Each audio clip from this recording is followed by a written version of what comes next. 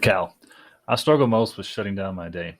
I recently became a software architect, but I'm still constantly task switching between my old development responsibilities and learning my new architectural role, such as keeping up with new projects and technologies inside our organization.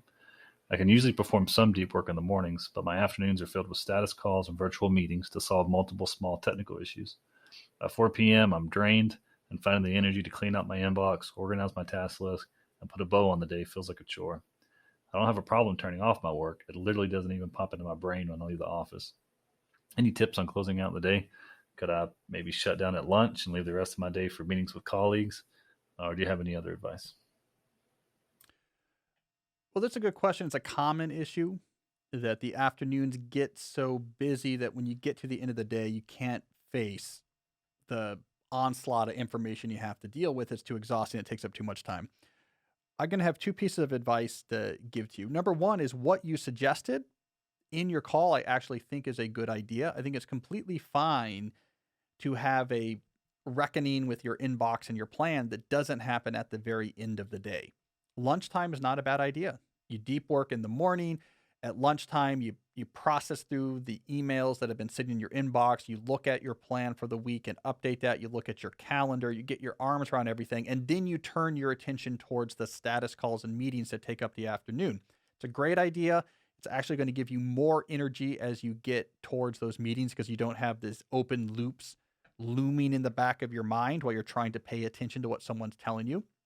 The other piece of advice I'm going to give is every time you schedule a status call or a meeting, schedule for right after it time to process and make sense of what was discussed in that meeting or what was discussed or in that status call. So you put something on your calendar, you put that right on your calendar right after it, 15 to 30 minutes, depending on how big the meeting or call is.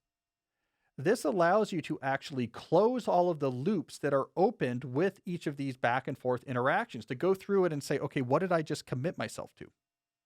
And where am I going to put that? And where should I write that down? And do I need to put some more notes on my list? And now I have to get back to this person, or maybe put a reminder on the calendar. You want to figure out, what do I need to do? Is there some emails I need to send out to get a process started? Do it there. Make that part of your meeting. When we separate the two, this also leads to overwhelm, because what happens then is if you have 4 status calls and meetings scheduled in the afternoon, you end up with 4 status calls and meetings worth of open loops and things that have to happen and deadline reminders all mixed together in your head. And now it's 4:30.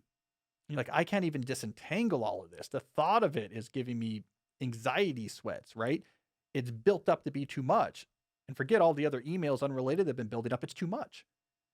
But if after every meeting you say, I'm now going to spend time working on it, that a meeting is a two-part affair. There's the part where there's other people involved, and there's the part where I deal with it. That all gets handled and you get closure. Then you take a breath. Then it's the next one. And then when you get to the end of the day, there's a lot less to deal with.